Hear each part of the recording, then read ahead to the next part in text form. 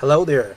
This is Dr. Samurai, a professor in Japan specializing in international social pathology. The topic of today's My Minute lecture is Mr. Vittorio Amuso. Okay, so let's start with our thug profile number 26. Mr. Vittorio Amuso. Some people call him Victor. Okay, Mr. Vittorio was the head of Lucchese family, which was one of the 5 New York families. Okay, because his underboss Anthony Caso turned over to be witness for prosecuting side. Mr. Vittorio Amuso received life sentence in 1992. But he is still alive, and now he is 85 years old, and he is still in prison. Okay, and he is very highly respected and honored among mafia family, that he never plead guilty or made any deals with the authority sides to cut his sentence shorter. For this, which is very rare now, he has very high honor in the mafia world, that I can tell you. Okay, but can you believe if the underboss started to speak everything that he knows about his family, no way for the boss to survive in a trial, right? But Anthony Caso, underboss, spoke, and that was the thing. And before we get into details, I would like to tell you that boss and underboss, to lay people, they are both very powerful in organized crime, right? But I know a little bit more about what's going on inside, and the real boss and underboss ratio of power they have, it's like 10 to 1 or 20 to 1. That big difference, because the boss shoulders all the responsibility and orchestration on his own, and underboss is underboss. He just listens to what the boss says. In case of Lucchese family, Anthony Caso was started out to be as powerful as Mr. Amuso, but in the end, underboss was an underboss after all. He sold everything because he did not have responsibility as the boss of the organization. Then let's get into the, a little bit of detail of what really happened, okay? Mr. Amuso was born in 1934. That means the same year as Mr. Charlie Manson. Anyway, in 1934, he was born in Brooklyn, New York. And there's a family called the Gagliano family, which later became Lucchese family. One of the powerful capos of the Gagliano was Mr. Tony Duck Corallo. Through the introduction by Mr. Corallo, he became a chauffeur for the boss of the Gagliano family boss, Carmine Tramonte. Does this make sense? So, Mr. Tony Duck Corallo, he's a very big person who later becomes the boss himself too. But this Tony Duck Corallo knew Mr. Amuso before there was a Lucchese family. So he kind of introduced Mr. Amuso into this mafia world, and he could become a driver for the boss of the family, which later becomes Lucchese family. I think now I explained it correct. Okay? And later, Mr. Amuso one time joined that famous Joy Gallo faction and killed several people of Profaci family. But later on, as I have told you, the lecture on Mr. Carmine Persico, Gallo was gunned down at his own birthday party, right? So Mr. Amuso was in the Gallo faction, so everybody who was in the Gallo faction must be scattered around into some other families to continue to be made members. At the time, Mr. Amuso was not even a made member, just associate. I'm sorry, this is a big difference. Prospect is a word for biker gangs who haven't become a real member yet. Associate is the word for a mafia group who is not yet made in the world, okay? So, good friend Tony Duck Corallo introduced Mr. Amuso, still associate, as a driver to Mr. Carmine Tramonte, the boss of the group that becomes Lucchese family. Okay? This is a little bit complicated story, but I will explain it so that everybody could understand. Mr. Amuso and Casso, they both became very powerful members of Lucchese family, two of them. And they were successful on their heroin business. But for that, they were arrested. And after Mr. Amuso was released, Mr. Amuso became a capo, and Mr. Casso became sort of a big senior counselor to Consigliali, whose name is Mr. Fannery. So Amuso and Casso both were arrested, and after they were released, Mr. Fannery, the Consigliali counselor to the boss, they promoted Mr. Amuso to a captain and Mr. Casso to kind of senior counselor. Okay, then the boss, Tony Duck Corallo, was arrested by attending to mafia commission. The Duck tried to control Lucchese family by using somebody closest to him as his acting boss. But that guy was killed by powerful Amuso and Casso, right? So Tony Duck Corallo, the boss of Lucchese family, cannot control the organization anymore from inside as he pictured. So now situation became that Mr. Fannery, who were friendly to both Casso and Amuso, and the boss, Mr. Corallo, they called Amuso and Casso, told them, you must inherit the Lucchese family so that any factional war would happen after, you people became, and they said yes. And in the end, Amuso became the boss and Casso became underboss. Very smart move. Tony Duck Corallo arrested for attending the Mafia Commission, the biggest meeting of Mafia family, right? So he tried to control his family by his closest, but Amuso and Casso assassinated the guy without the boss knowing it. So now the boss had to depend on Casso and Amuso.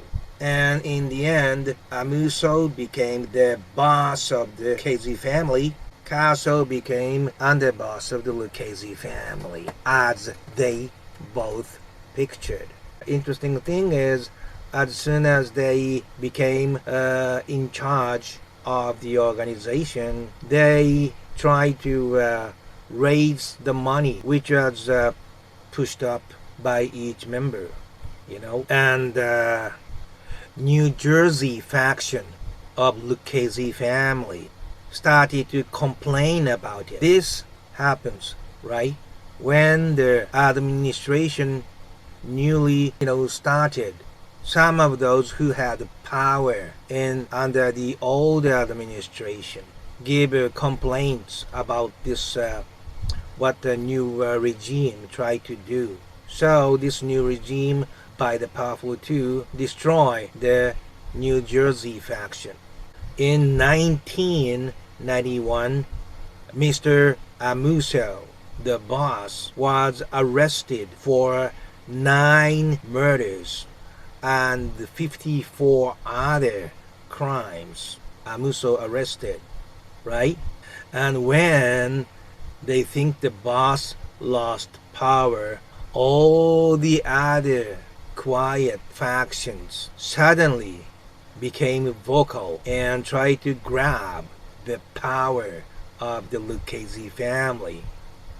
And whenever those shady moves starts, Mr. Amuso gave orders on how to deal with that move. He is still controlling Lucchese family as a active boss of the Lucchese family, which honestly I did not know. I thought he retired when I contacted him. And it is said that the rule that controls mafia world is called Omerta. And as I have said, Mr. Amuso, even when he was arrested, he didn't speak a word about what is going on and what happened in the world. So he stuck to Omerta. So now his reputation is very, very high among the mafia members. It's like a legend because nobody does that anymore. Not in mafia families, but also prison gangs and street gangs. They all speak to cut the sentence short. And so far, it was the part 1 and the general information and history of what happened in Lucchese family. But from now on is the part 2 about the Mr. Amuso that I know, okay? As I have said, now, I did not know he was still active boss. So I just wrote like a friend to him, Anyway, I wrote to him sincerely as usual, and he wrote me back saying that I have been having a very high respect for your country, Japan, for what you did during the World War II. He was talking about Zero fighters who never backed off, attacked, warships with bombs together. I hear that many people, not only mafia organization, but gang organizations and white supremacists and even serial killers and mass murderers. There are so many people who respect Zero fighters very highly, and I appreciate them for their honesty. My understanding didn't go too far from there for a while, but now I do understand why they respect our honorable ancestors so much. Because although we lost the war, that attitude of them attacking the big warship, right, with the Zero fighter plane with the 1 bomb under it, that mentality itself freaked them out, although the real damage itself may not have been that big, but psychological effects on American soldiers' side. They, operate their plane to aim at location and the people, still controlling their own plane with the bomb right behind. That spirit kind of cursed and stayed with the American soldiers' mind. That was the source of fear that they hold. They will come aiming at us on their own, at the expense of their own body. And that spirituality caused the fear on the American side. That I read in some book. That's when I understood why they all say high respect for zero fighters. But now let's back to what we were talking about. Okay. Anyway, Mr. Amuso brought me back saying, I have been having a very high respect for your honorable ancestors. He added that I am still in the middle of trials, so please do not ask about those legal issues. If it is okay in that way, I would like to be very happy to correspond with you. That was one condition. So I followed what he told me. Okay, I never talked about those legal issues, but we mostly talked about life, But we really have to be careful about what we have to talk about, especially when but when I do not know exactly what is happening on the correspondence condition. I just don't want to deteriorate anybody that kindly corresponded with me. That is not my business as a foreign correspondent. All I am going after is understand what really happened. If I believe they are placed in a more hard, a difficult situation than they should be, I just encourage them to hang in there and stay strong. That's it, and no more and no less. Because, even today, this, Black Lives Matter thing shows there are many, many things that we cannot believe legally happen. Because actually shooting a person who is showing their back, not even running, and shoot 7 times and stuff. I don't care, what they say, what is wrong is wrong, I just do not want to provide information on something I am not 100% sure what is happening. Anyway, let's cut that story already, okay? But I am very sad to see money now can buy justice in America, like O.J. Simpson case. O.J. won the trial because he had money to employ shark-like attorney. And again, money can buy justice in America, which was not like that before. So it is very sad. So what I'm trying to say is I don't want to do anything that influence others as foreigners, to change the situation in either way, because I'm not in that position. Okay, I'm just a researcher to want to know what the truth is and want to research to make the society truly peaceful. But Mr. Amuso was a very peaceful and quiet person. He is already 85, He can be that peaceful and gentle because he went through innumerable wars and, he controlled all that as if he was somebody, higher up in the military. So he did not have this unnecessary swagger. He was very gentle. That was my first impression. I asked him, did you walk alone when you first entered the yard? 'Cause the prison yard is the place where people are most often attacked. Because, they can hide chunks, handmade knives in the mud or in anywhere in the yard. So things happens there. So, walking alone unfamiliar prison yard is very risky and dangerous act. And he said, always walked alone.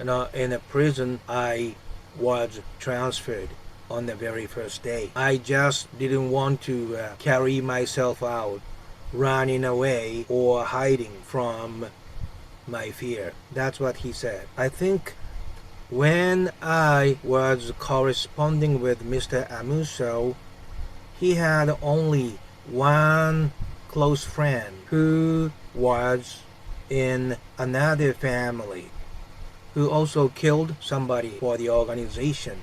And, he was also close by Mr. Amuso, like his hands and ears.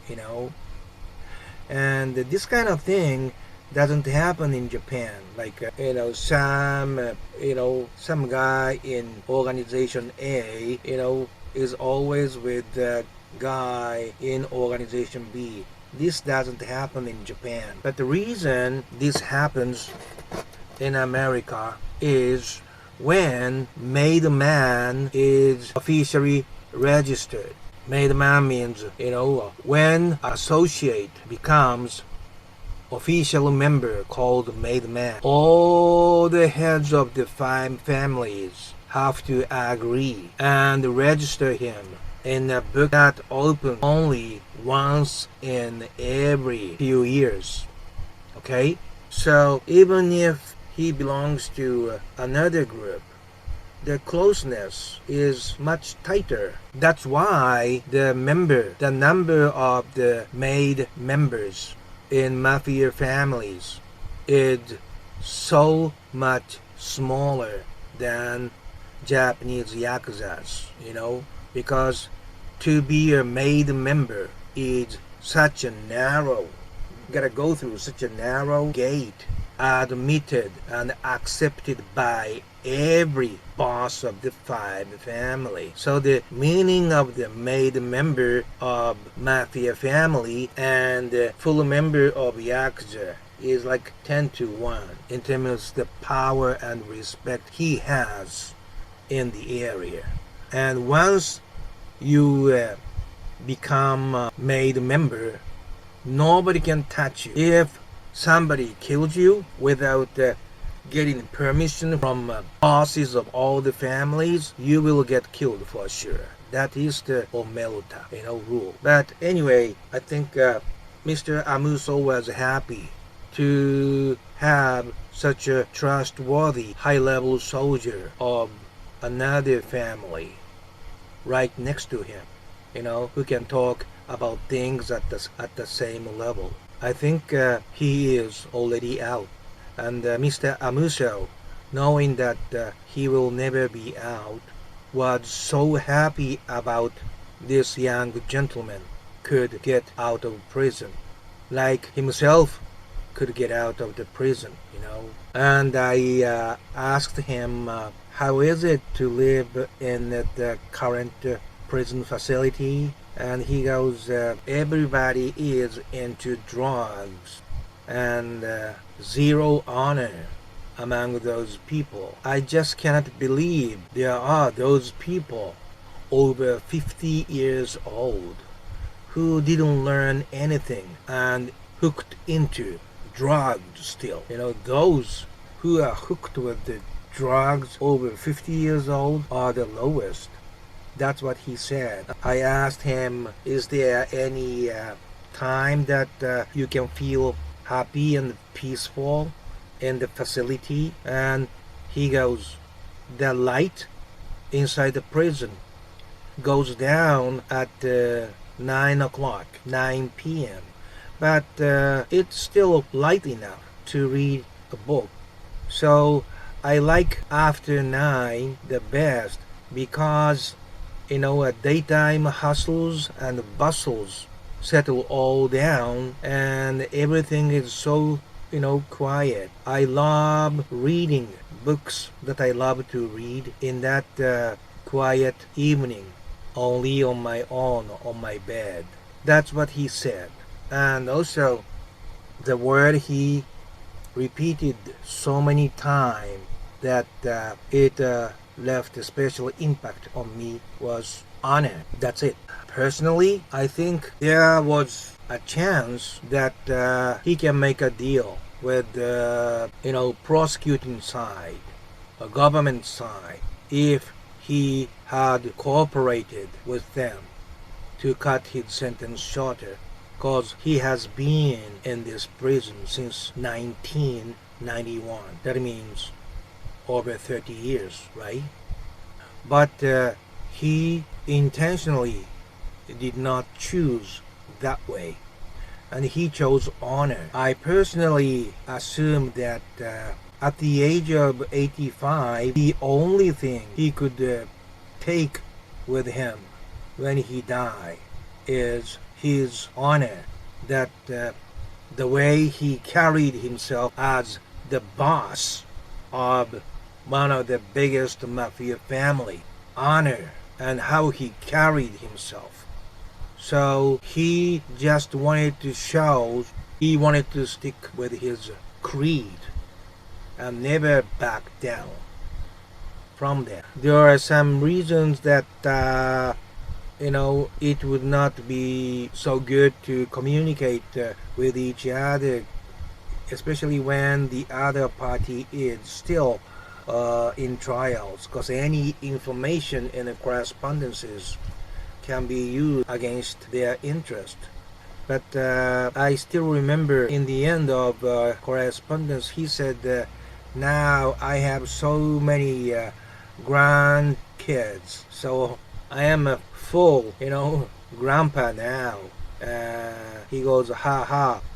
But at the time I didn't think about it, but might possibly, although he could not leave anything materially to those grandkids, as he, stays the way he is, stick with the rule of the world he put all his life in. And later on, his grandson become older and hear how great his grandfather was. He is the man of the highest honor in their society. I think that is the kind of thing that he wanted to leave with his grandson, outside of any materials that he could not leave for them. So this is pretty much it. I am happy and blessed to have this opportunity to learn things from the top of the tops of such a responsible position, and can learn something meaningful as a human beings. I'm not into that business, but I could learn, what kind of person he really was, and I could learn his immobile creed and spirituality that goes all the way. That stays with me for the rest of my life too, and I appreciate and I hope he is having a peaceful day in although it was in a prison facility. This is pretty much it for this time. Okay, it was not so much information, but to me it was very deep and meaningful information that I could get from Mr. Vittorio Amuso. So until next time, please have a wonderful time, even if you are on your own or with your loved ones. Okay, bye bye now.